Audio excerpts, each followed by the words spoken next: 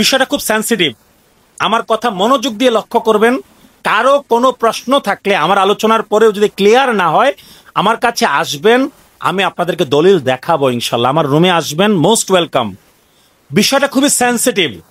প্রশ্নটা হচ্ছে, ভালো করে গভীরভাবে লক্ষ্য করবেন, শেষ হওয়ার আগ পর্যন্ত কেউ রিয়্যাক্ট করবেন না।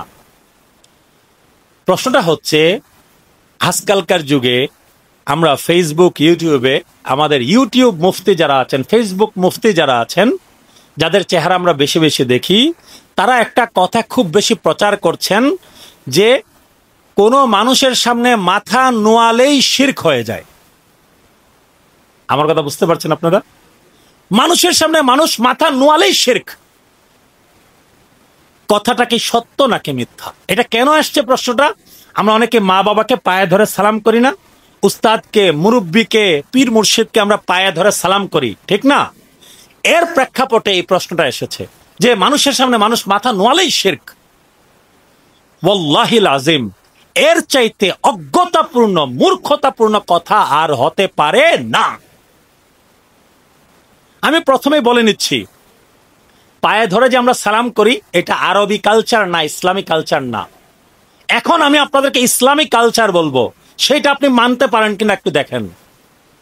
আমি আপনাকে ইউটিউব, ফেসবুকে 1000 ভিডিও দেখাতে পারবো।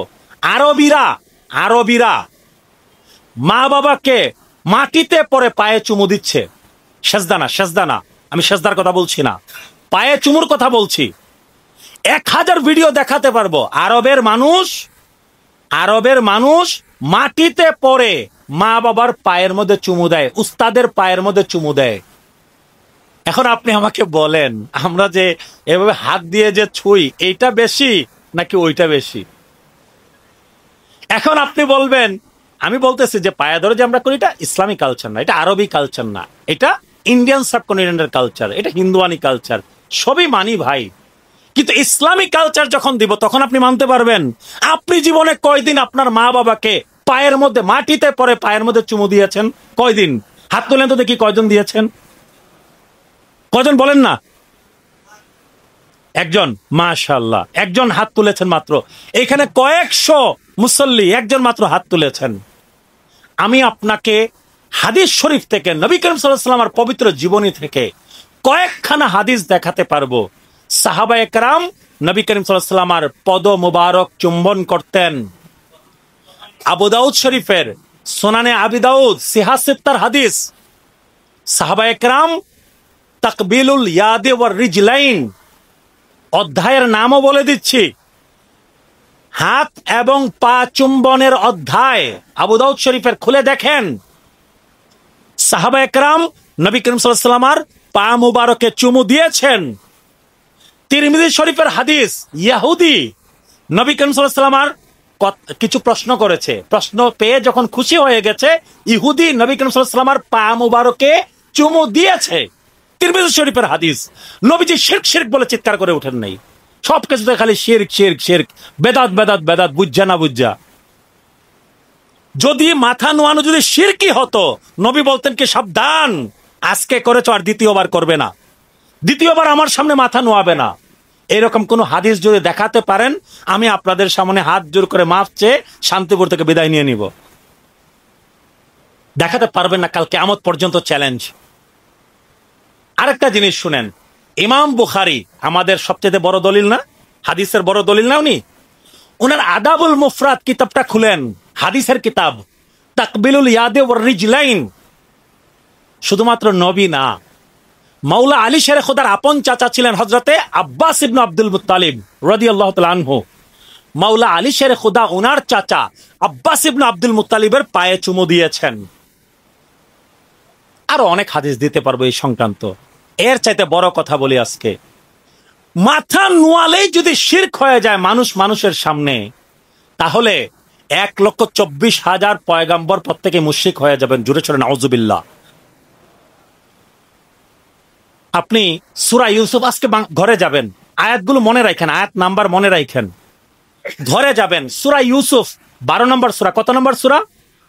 12 নম্বর সূরা, 4 নম্বর আয়াত আর 100 নম্বর আয়াত। কত? দুইটা আয়াতের কথা বলছি। কয়টা আয়াত? সূরা ইউসুফের 4 নম্বর আয়াত আর 100 নম্বর আয়াত, এই দুইটা আয়াতের অর্থ পড়বেন। তাফসিরে যেতেই হবে না, আপনার ব্যাখ্যা বিশ্লেষণে যেতেই হবে না। সূরা ইউসুফে ইউসুফ আলাইহিস সালাম ছোটবেলা বলছেন যে উনার আব্বাজানকে বলছেন, ইয়াকুব আলাইহিস সালাতুসসালামকে বলছেন, ইন্নী রাআইতু আহাদা আশারা কাওকাবাও ওয়াশ-শামসা ওয়াল কামারা রাআইতুহুম লি সাজিদিন। 4 নম্বর আয়াতের মধ্যে, সূরা ইউসুফের 4 নম্বর আয়াতে ইউসুফ নবী বলছেন যে, হে আমার আব্বাজান, আমি স্বপ্নে দেখেছি আকাশের 11টা তারা, কয়টা? 11টা তারা, চন্দ্র এবং সূর্য আমাকে সেজদা করছে। আচ্ছা, সব ঘটনা শেষ। ইউসুফ আলাইহিস সালাম যখন মিশরের খাদ্যমন্ত্রী যখন হয়ে গেলেন, তখন পরিচয় যখন উন্মুক্ত হয়ে গেল, এই ঘটনা আমরা সবাই জানি না? সবাই জানি। তখন উনার 11 ভাই এবং উনার মা বাবা ইউসুফ নবীকে ওয়া খাররু লাহু সুজদাা, আল্লাহ বলছেন কোরআন মাজিদে, কোরআনের আয়াত, হাদিস না। উনার 11 ভাই এবং উনার মা বাবা ইউসুফ নবীকে সেজদা করেছেন, উনার উদ্দেশ্যে সেজদায় লুটিয়ে পড়লেন। আবার ইউসুফ নবী বলছেন, হে আমার আব্বাজান, ওই যে ছোটবেলা যে আমি স্বপ্নে দেখেছিলাম, আমার সেই স্বপ্নের তাবির এইটা, আল্লাহ বাস্তবায়ন করে দেখিয়ে দিয়েছেন। কারণ নবীর স্বপ্ন কখনো মিথ্যা হতে পারে না, আল্লাহ বাস্তবে করিয়ে দেখান। এখন আপনি আমাকে বলেন, আব্বাস, হযরত আব্দুল্লাহ ইবনে আব্বাস রাদিয়াল্লাহু আনহু রাইসুল মুফাসসিরিন, তিনি বলছেন যে হযরতে আদম থেকে শুরু করে হযরতে ঈসা আলাইহিস সালাম পর্যন্ত প্রত্যেক নবী রাসূলের উম্মতেরা তাদের নবীদের উদ্দেশ্যে সেজদায়ে তাহিয়া করতেন, সম্মান সূচক সেজদা করতেন। সুবহানাল্লাহ বলবেন না? আমাদের নবী এবং রাসূলের জামানায় এসে অনেক হাদিসে এসছে সেটা ব্যান করে দেওয়া হয়েছে সেজদা, ঠিক আছে? কিন্তু মাথা নোয়ালেই শিরক। কি একটা শুরু করছেন আপনারা, কি শিখাইতেছেন আমাদের ইয়াং জেনারেশনকে?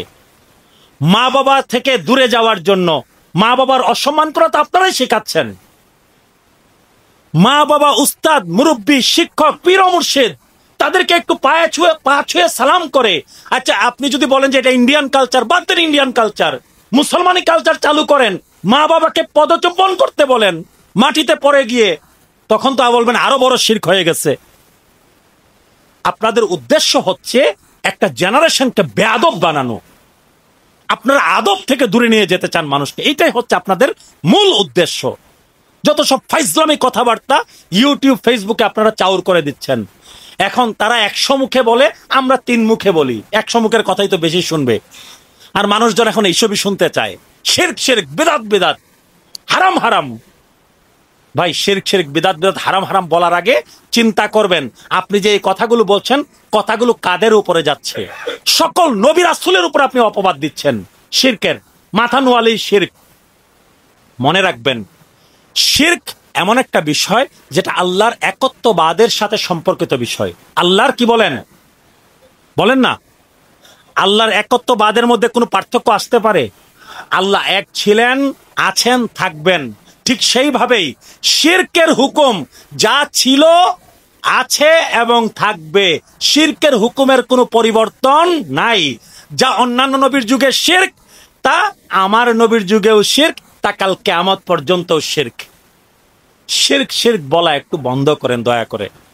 বুঝে শুনে শিরক বলবেন, বিদআত বলবেন, আর না হলে আপনাদের ঈমান নিয়ে টানাটানি শুরু হবে। কারণ নবী রাসূলগণের উপরে যখন কথা যাবে, আপনার ঈমান আর থাকবে না। আশা করি আপনারা বুঝতে পেরেছেন।